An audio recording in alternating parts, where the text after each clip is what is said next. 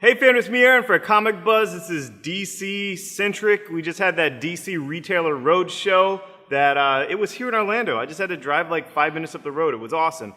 And DC presented their publishing plans for the next several months to get us excited. They actually had a little mea culpa, admitted some things that had gone wrong, and that they're doing this roadshow now because they feel like they have this course-corrected plan they're putting out. And that's what they're doing. And Vertigo as well has some stuff. I know we've heard all kinds of scuttlebutt about Vertigo. You guys know about Trinity War. Trinity War is the big deal starting in July, a prelude in June with Pandora. They gave us this poster. DC is always so skimpy on the retailer promo posters, and this one was just ridiculous. It's like, look how huge this is. It's Trinity War. It's like Justice League versus Justice League versus Justice League. It's freaking insane. And what I'm most excited about with this is that it's going to lead up to that Forever Evil, going to lead up to that big September crescendo of all the villains. So you have Trinity Wars, the three Justice Leagues versus each other, and they've been building towards this since not this Free Comic Book Day, but the Free Comic Book Day before this Free Comic Book Day. And the Superman Wonder Woman romance, it's turning the Justice League of America against the Justice League, and then you have Constantine with the Justice League Dark with all his magic mumbo jumbo and con artistry and whatnot, and they're just going to butt heads, and it says that it's going to take out the heroes. It's going to take the heroes off the playing field, and how it will be is like June and July. It's an issue of each Justice League for 6 parts, one blah blah blah, and then in July kicks off. August, the issue 23 of Justice League goes right into the very next week's Wednesday is Forever Evil #1. That's Jeff Johns, it's Finch, and it's all the villains we love. Whatever that big crescendo thing is going to be to take the heroes off the map, then the villains take over the DC universe for Forever Evil and Villains Month. And Forever Evil is going to be 3 big story beats, it seems. It's Arkham versus Blackgate, the insane villains versus the sane villains. It's going to be Argus under attack with the heroes out of the way. Argus and Steve, everyone comes under attack, and then Rogue Warriors, because Jeff Johns always has to do stuff with the Flash Rogue. So Rogue Warriors, whatever that is, it's going to have 4 major impacts, and it's going to start with Nightwing. And you guys know, if you know Dan DiDio and all the hate he gets with Nightwing, he wanted to kill Nightwing back in Infinite Crisis, and Jeff Johns was like, whoa, man, we can't kill Nightwing. He's the heart and soul of the whole DC universe, We saw him grow up from a little 12-year-old Robin to a full-grown man that can, buy drinks at the bar. You can't kill him. And so they killed Superboy instead. And, you can bring Superboy back because he's just a clone. But anyway, Nightwing, are they going to kill him? I don't think so. I think what they might do is have the villains hold him hostage the whole time. So it's a crazy hostage situation. They might, paralyze him. So instead of Barbara Gordon, Batgirl in a wheelchair, you have Nightwing in a wheelchair. I don't know. They haven't said that, they're not canceling his title, so it's going to continue, but there's going to be some big Nightwing things, some big impacts, and Villains Month is going to be going on that entire September. Instead of anything else, like last year we had 0 issues, the year before that we had the New 52 issue 1s. This is going to be these lenticular, holographic, 3D covers craziness. We got this Superman Unchained limited one at the retailer thing, and it's freaking awesome. Jim Lee actually redrew this Superman's fisting, a rare fisting, fist out Superman fisting punch thing, so that it can show the dynamic 3D better than just him ripping something with, without a fist going straight at your face. But what they're doing with it, there's 52 issues, they're all the villains, and they're all the best villains. They went through several times to not just do a one-for-one, we're publishing this book, so we're going to have to do a villain book of this one. No, you got 12 Batman books, because there's so many Batman villains. There's 4 Superman books, there's 2 Wonder Woman books, 2 Flash books, multiple Green Lantern books, and it's all the best villains in single-issue stories that tell it from the villain's perspective. So the villain actually has motivations that you understand. All DC villains aren't just, trying to rob banks with this equipment that costs millions of dollars. It doesn't make any sense. Now they're all going to have their individual motivations. We'll know what they are. And I like the idea. I like the idea of villains taking over. I like the idea of Forever Evil being the big crossover thing, the first crossover thing. And I like that DC Universe is not this light, brighty place of happy. It's actually gritty, and their villains need, to take over. They need some big dynamic, and some of them, the villains are actually more interesting than the heroes. I mean, let's be honest. So that's what their publishing plan is. It's Trinity War, July, August, and then September, boom, Forever Evil, the miniseries, is going to be a 7-part miniseries with part 1 and 7 extra size for the same price of $3.99, or so they said, and then Villains Month going through that whole month. October is the Green Lantern Lights Out, that organically the Green Lantern universe is a shared universe. That's the way Geoff Johns built it out of nothing when he created it. And they're going to have this big Lights Out thing with Relic and the different Green Lantern stuffs. And there was a little slip-up at the Retailer Roadshow of Sinestro Corps, maybe ongoing Sinestro Corps book. That would be cool. Who doesn't need 6 Green Lantern books? I mean, I'm Green Lantern's biggest fan, but still. And then Zero Year. Zero Year started with Batman this month, June. It's Snyder, Capello, Greg Capullo's Zero Year. It's year 6. Batman's been Batman for 5 years. Here's 6 years ago. It's, I guess, year -6. So it's 0 year. And in November, there's going to be this crossover, an organic crossover. DiDio got really animated when he's like, this is not editorially mandated, it's not editorial interference, whatever that means. It's like, we know what it means, dude.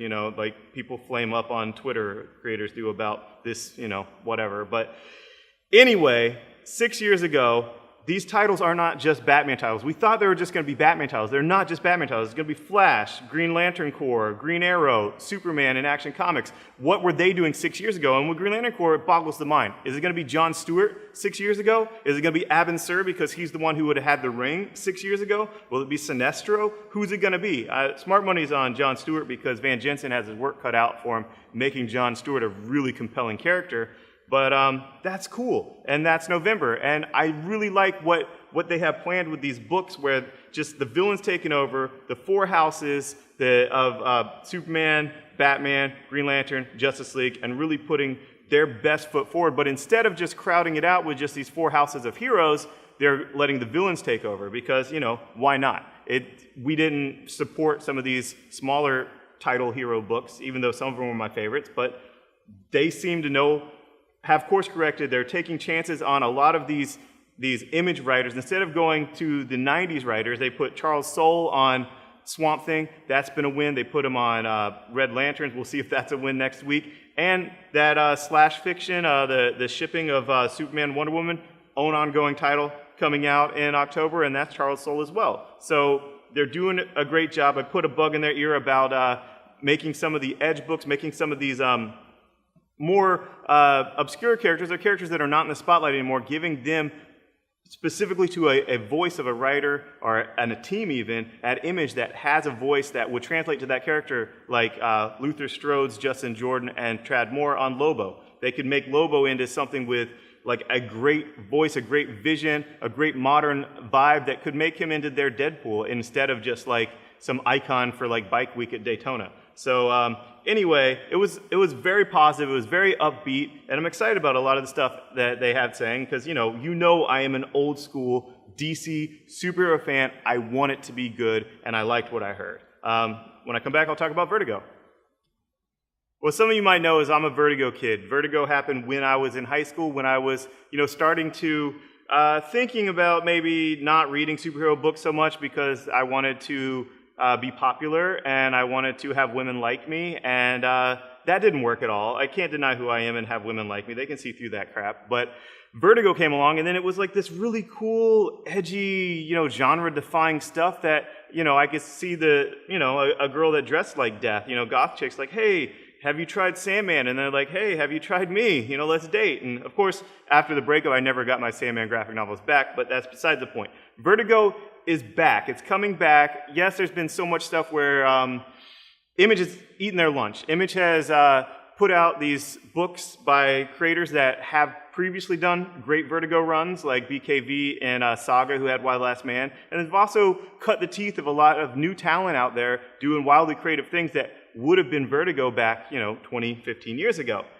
And the woman that launched Vertigo, that created Vertigo, Karen Berger, left. She transitioned out, retired, left Vertigo. I don't know what she's doing in her career next, but Shelley Bond's taken over. And Shelley Bond's been there almost the whole time, if not the whole time. And the way that Jim Lee really got to me when he said, Shelley Bond's taking over, and she did a lot of great stuff with Vertigo, but she had her own ideas of some things she'd wanted to do and some things that she'd like to try, much in the way if any store owners had worked for someone else and then wanted to do their own store and what they would do differently when they were the actual boss. And, obviously that resonated with me because I wanted a store that sold beer, goddammit, and that's what I did. So anyway, Vertigo has this new Defy campaign of defying tradition, defying the competition, defying genre, and defying your perceptions of them. And their first launch was Wake, which was Scott Snyder, did really well. Best thing that Vertigo launched in, DiDio said, in his career at DC.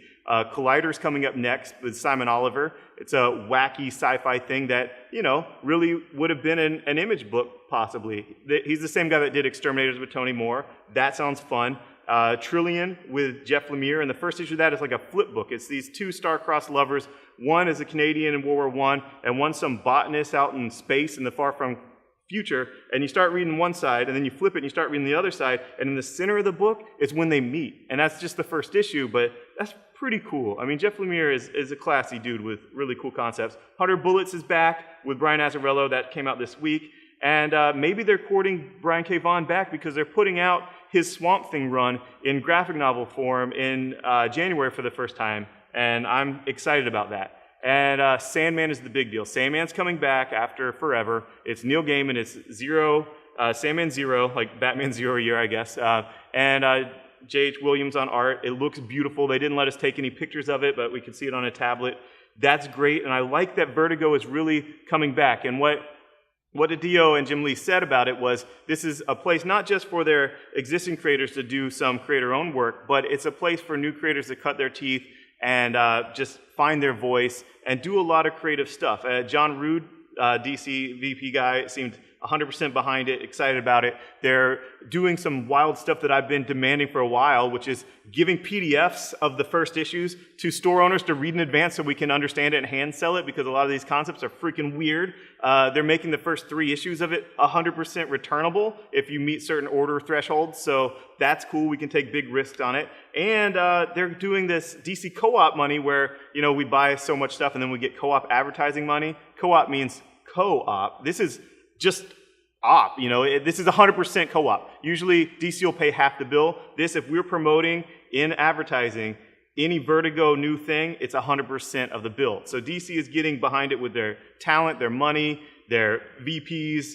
Everyone is wanting to make Vertigo something wildly creative again and win back that place that they lost, not only in the marketplace to Image and whatnot, but like in the hearts of people like me, that, Vertigo is what actually got us laid. So we actually have, it's just a special place in our heart for Vertigo. I want them to succeed. I'm excited about these books I mentioned. I'm excited about those creators, but I'm more excited about seeing some new, wildly creative things by new creators discovered through Shelley Bond finding them and shepherding their work, so it's not all just Image. Image is doing a great job, but Image doesn't do any 100% co-op reimbursement for advertising, and so I'm excited.